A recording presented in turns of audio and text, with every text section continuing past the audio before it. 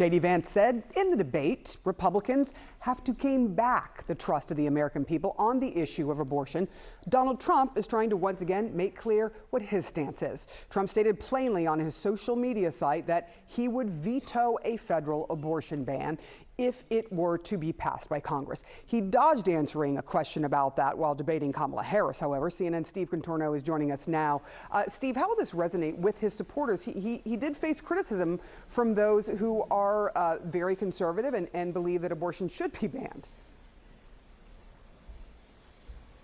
That's right, Sarah. And the fact that we are a month out from the election and he still feels the need to clarify his stance on abortion shows you just how much his campaign is concerned about his current standing among women. As you said, just a month ago at his debate, he wouldn't answer this very question, but yesterday on Truth Social, he wrote, quote, "Everyone knows I would not support a federal abortion ban under any circumstances and would in fact veto it because it is up to the states to decide based on the will of their voters." Now, that is his position today. I should point out he has been on every side of this issue over his time in the public eye, and even since the fall of Roe v. Wade a couple years ago. In fact, he has criticized states for going too far to protect abortion rights, and Sarah, he has criticized them for not going far enough. And of course, he has the ability to weigh in himself, and he is choosing in Florida to support to not support a measure that would expand abortion access in Florida and leaving the 6-week ban there in place.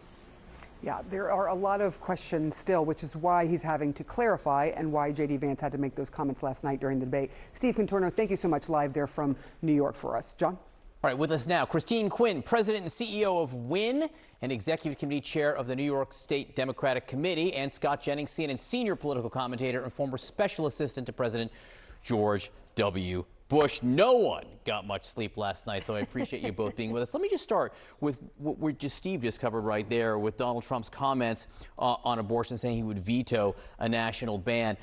Jeff Zeleny was on before saying that he thought one of the things that J.D. Vance might have been trying to do was to improve his position with female voters, which actually had been quite bad. I mean, how do you think he did on that front, combined with this statement now from Donald Trump on abortion?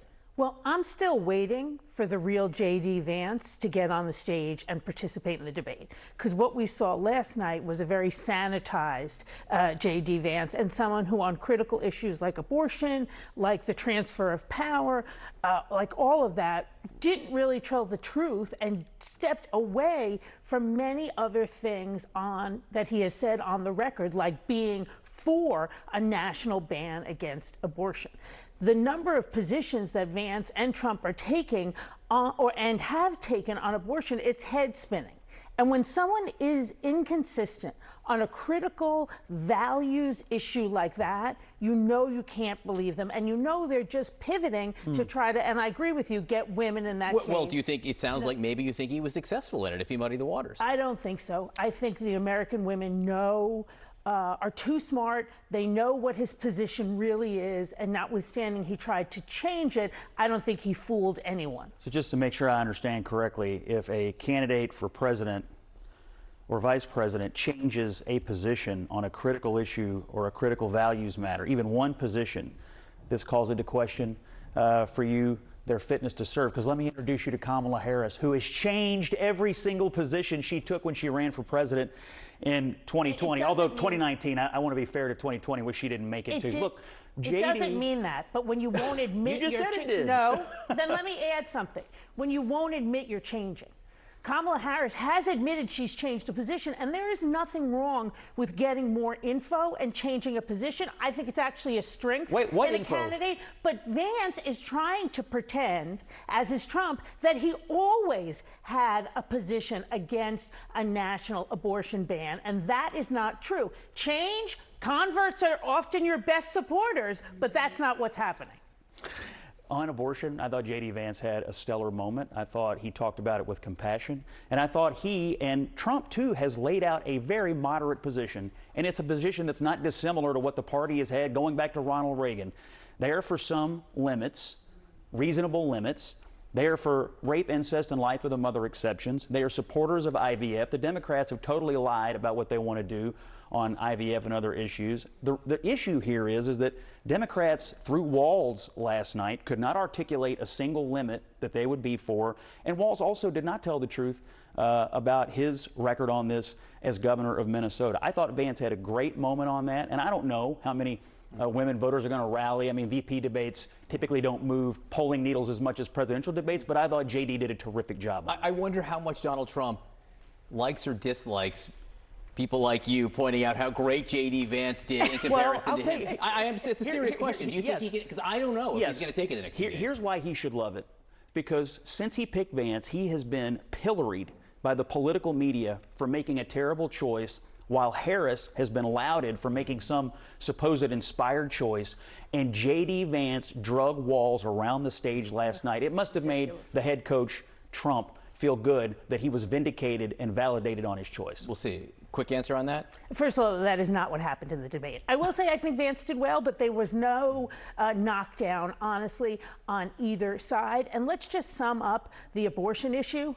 We believe women. We believe doctors. That's what Governor Walz said, and that's where the Democratic Party stands, and it's very different. The exceptions you mentioned are not what the states are doing. The states are doing, with Republican leadership, full no rape, no incest, and women because of that are dying in emergency rooms. I want to talk quickly about the issue of communication, because Donald Trump was asked, and I think it was by Elena Treen yesterday before this debate, about his policy toward Iran and responding to Iranian attacks. There was a missile attack on a U.S. base by Iran when he was president. Listen to this exchange. Do you believe that you should have been tougher on Iran after they had launched ballistic missiles in 2020 on U.S. forces in Iraq, leaving more than 100 U.S. soldiers injured? So, first of all, injured. What does injured mean? Injured means you mean because they had a headache, because the bombs never hit the fort. So just so you understand, there was nobody ever tougher in Iraq. Right. He meant Iran, I think. But what did you think of that response, Christine? It seems like a classic response from someone who never went into battle. To say they have a headache after they had been bombed seems the height of insensitivity, but it's yet again Donald Trump trying to get away from actually answering yes or no on a substantive issue. Iran answer last night, and the Middle East answer was the first question. Tim Walz did a horrific job on it last night, clearly out of his depth on it. And I'm not going to take any criticism on Trump from a party and from a vice president that sent 13 soldiers to die in Afghanistan and has never given them the time of day. All right, Scott, Christine, thank you both very much. Appreciate you both being here.